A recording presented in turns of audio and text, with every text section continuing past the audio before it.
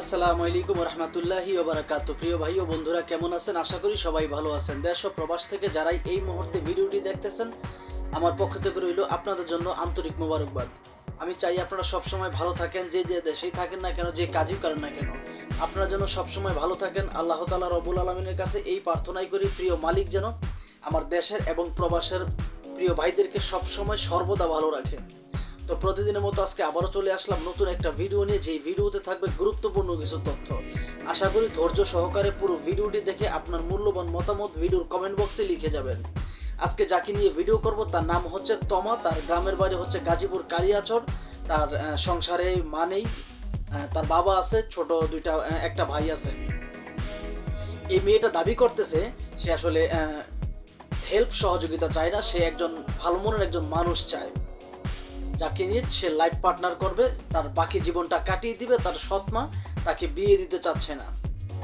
তো এই মেয়েটা আসলে আরো একাধিক ভিডিও করছে।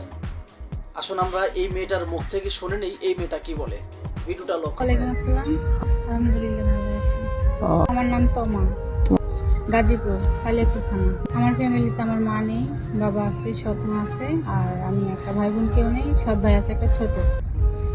তখন আমার 8-10 বছর বয়স, আমি খুব ছোট ছিলাম।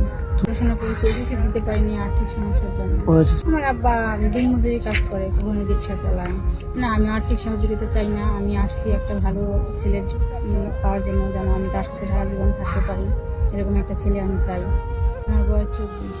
বয়স যেমনই হোক, বয়স কোনো ফ্যাক্ট না।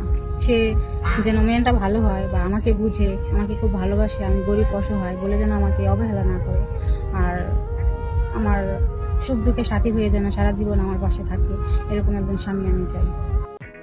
শুনতে পারলেন তো এই মেয়েটা কি বললো? এই মেয়েটা হেল্প সহযোগিতা চায় না, শুধু ভালো মনের একজন মানুষ চায়। এখন আসি আমার মেইন পয়েন্টে। এই ভালো মনের মানুষ চাই বলেই কিন্তু আসলে ভিডিওগুলো করে। আপনি এই ফেসবুক ইউটিউব ঘাটলে দেখবেন একাধিক ভিডিও আছে এই মেয়েটার। এই ভিডিও দেখে আমার প্রিয় মালয়েশিয়া প্রবাসী এক ভাই তার সাথে কথা বলে এবং তার সাথে প্রেমের সখ্যতা গড়ে তোলে। সেই মেয়েটা এতটাই ভালো মনের মানুষ, তার সামনে নিজেকে প্রেজেন্ট করলো। সে বলতেছে যে আসলে আমি 5 ওয়াক্ত নামাজ পড়ি, আল্লাহর পথে চলি, আমি মিথ্যা কথা বলি না, মিথ্যা কথা পছন্দ করি না, আমি ভালো মনের একজন মানুষ চাই যে কখনো আমাকে ধোঁকা দিবে না। এই কথাগুলো বলে কিন্তু আপনার সেই প্রবাসী ভাইয়ের সাথে আপনার প্রেমের সখ্যতা গড়ে তোলে। এক পর্যায়ে মেয়েটা তাকে বলে যে তুমি আমাকে বিয়ে করতে হবে। সে প্রবাসী ভাইটা বলতেছে যে হ্যাঁ, আমি তোমাকে বিয়ে করব যদি তুমি আমার কথা মতো চলো। সে মেয়েটা বললো যে তুমি যদি আমার দায়িত্ব নাও, তাহলে আমাকে একটা সেলাই মেশিন কিনে দাও, আমি যাতে তোমার টাকা ধরতে না হয়, আমি সেই সেলাই মেশিন চালিয়ে আমি আমার নিজের খরচ চালিয়ে নিব। এই কথা বলে কিন্তু সেই প্রবাসীর কাছ থেকে আপনার প্রথমত সেলাই মেশিন কিনে নেয়, দ্বিতীয়ত তার কাছ থেকে একটা ফোন কিনে নেয়, তৃতীয়ত এই প্রবাসীটাই প্রত্যেকটা মাসে তাকে নির্ধারিত একটা অ্যামাউন্ট দিয়ে যেত, যাতে সেই মেয়েটা চলার যাতে কোনো সমস্যা না হয়।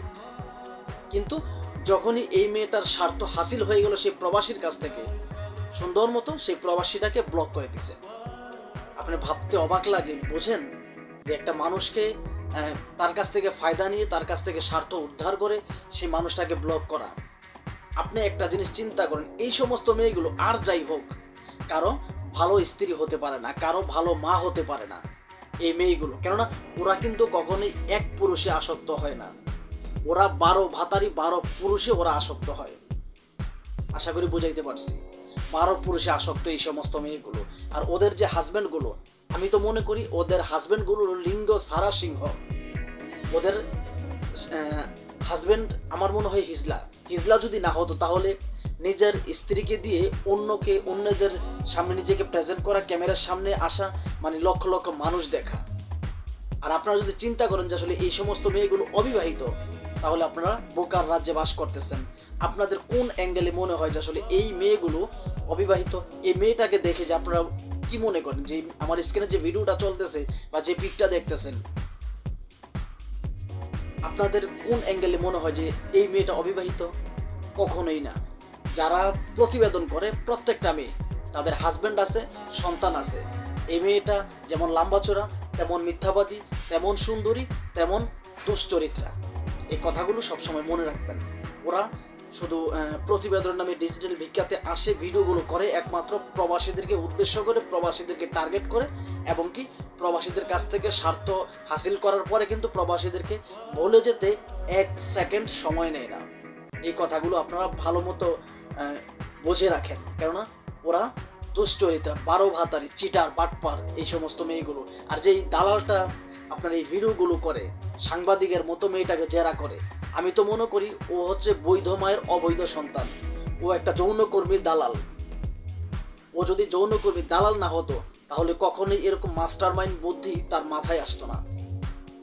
এবং কি এই সমস্ত মেয়েগুলো প্রবাসীদের সাথে ফিজিক্যালি কথা বলতেও কিন্তু দ্বিধাবোধ করে না। একটাবার চিন্তা করে না যে আসলে একটা মানুষের স্বপ্ন নিয়ে আমরা খেলা করতেছি, একটা মানুষের জীবন নিয়ে আমরা খেলা করতেছি। আমরা প্রবাসী যারা আছি, আপনারা প্রবাসে যারা আছেন, তারা যে কতটুকু পরিশ্রম করে একটা মানুষ যদি দেখতো, বাংলাদেশের কোনো মানুষ যদি দেখতো, বুক ফাইটা মইরা যেত যে আসলে একটা মানুষ প্রবাসে কতটা কষ্ট করে। তো যাই হোক, এই ভিডিওটি কাউকে উদ্দেশ্য করে বানানো হয়নি, শুধুমাত্র সতর্কমূলক ভিডিও। তো ভিডিওটি ভালো লাগলে লাইক, কমেন্ট, শেয়ার এবং কি চ্যানেলটি সাবস্ক্রাইব করে আপনাদের পাশে থাকার সুযোগ দেবেন। খোদা হাফেজ।